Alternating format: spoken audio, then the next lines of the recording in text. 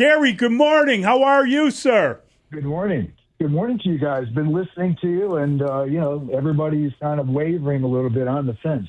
Bears going to win, maybe not. It all depends. It could snow. It's cold. I mean, holy smokes! A lot of excuses not to win, but it's going to be a fun game. I'm sure of that. Where are you, Gary? Are you on the fence or are you convinced? I'm not convinced. I'm convinced of this. Before the season, I thought the Bears, if they could go 9-8, it would be, and the arrow was up with the quarterback, things would be great. And so they have far exceeded my expectations. And at the game last week, I've never heard the stadium rocking in the second half as much as it was. It was fun to be a part of it, and I'm going to be out there on this weekend as well. Oh, that's great stuff. I was going to say, Gary, if anyone wants to know where you are, you, of course, are on defense.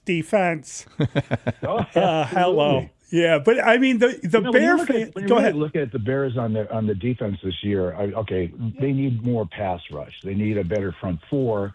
Yes. But man, they've had so many injuries, whether it's on the front four or a couple games where they didn't have any of their starting linebackers, and then they just had in and out with the secondary. I give them a lot of credit. I give a lot of credit not just to the players, but to the defensive coordinator. Can't be easy to have to come up with different schemes based on the starting 11 you have. Gary, the last time the Rams were in Chicago for a playoff game, it was January 12th, 1986. You were in the starting lineup. It was 36 degrees out there, not as cold as it will be on Sunday, but the quarterback was Dieter Brock. Yes, Dieter Brock, and he was 10 for 31 for 66 yards. You guys took care of business. We heard the highlight for Wilbur Marshall that every Bears fan remembers fondly of a certain age. What was that like? What do you remember about that moment, and how indelible is that in your memory? Oh, definitely. I mean, when Wilbur picked up that fumble, Richard had caused the sack and the fumble. I was running after him as he was going for a touchdown into the south end zone, and you're just going, we're finally going to the Super Bowl. So it was a great moment. All of these, is it too cold? Can the Rams play in the cold? The offensive linemen, I don't care what team you're playing with, they never wear anything other, they want to show their guns, right? They've been doing all of these curls for years, and they also don't want, the defensive linemen to be able to grab anything. But I was looking at, way back, we played the Vikings in 1977, and I learned something, and we all learned something. I opened up the curtains on Sunday morning, and I went, it was snowing. It was really cold. And then we got on the field and find out there's an NFL rule that if the home team doesn't use their jets on the sideline, their heaters, you don't get to use them either. And I think they just psyched us out. I mean, it was a big change in terms of what you thought. Yeah, that's crazy.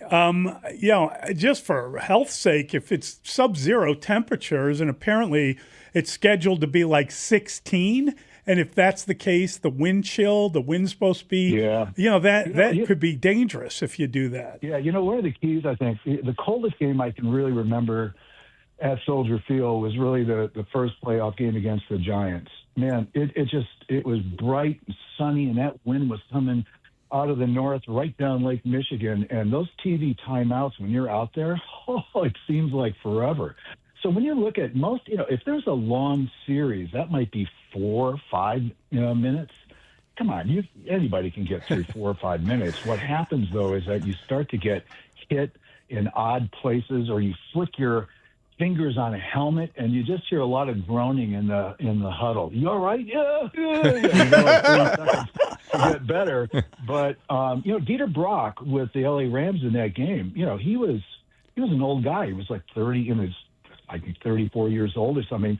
But he played most of his career in the Canadian Football League with the Winnipeg Blue Bombers, and so he was used to cold weather.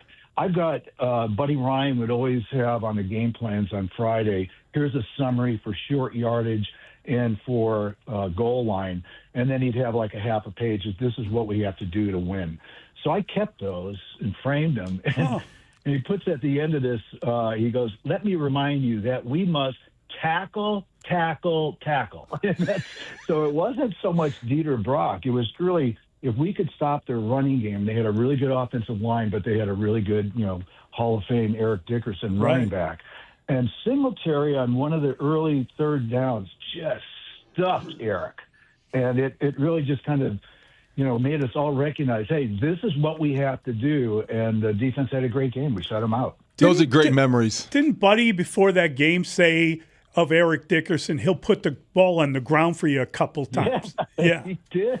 He's kind of like our current coach, right? You're putting, saying some stuff, and you got to back it up. Well, that brings us to Ben Johnson, Gary. We talked at the beginning of the year, and I think the expectations were high.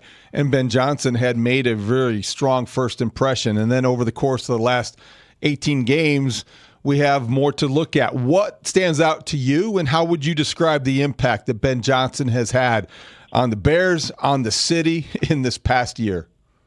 Well, it's obviously been huge. And I think, one, Chicago Bear fans aren't used to seeing a real potent offense. And so when you're down 21 points, you're like, well, we'll give it our best.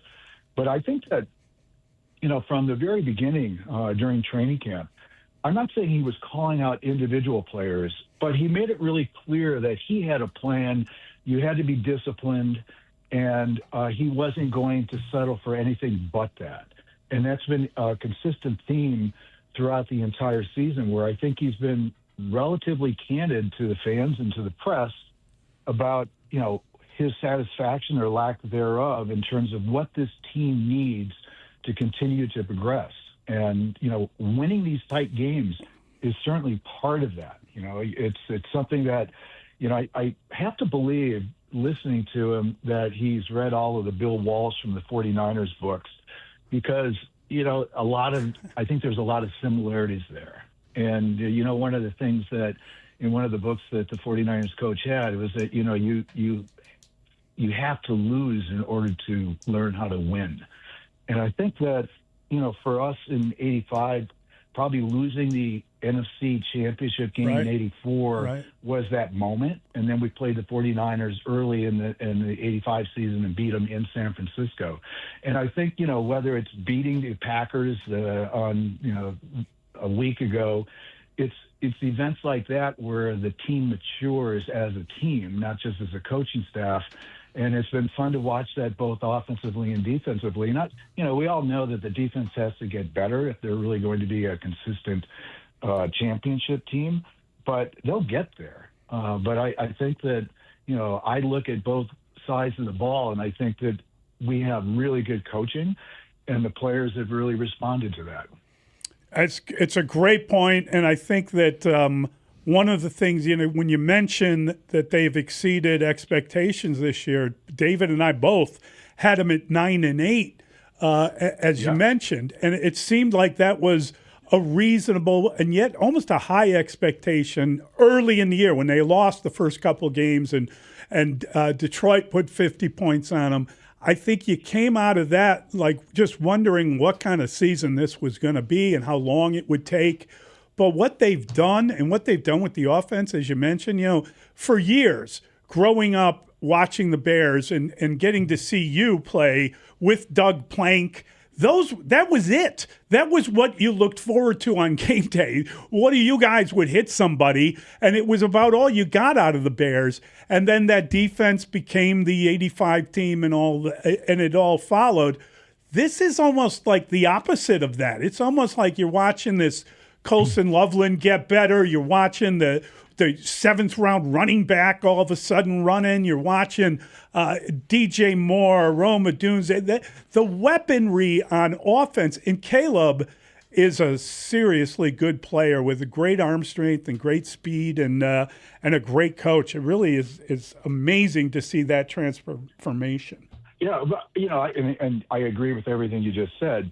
Now, if I'm a defensive coordinator, I'm saying, hey, guys, if you keep him in the pocket, he can't beat us.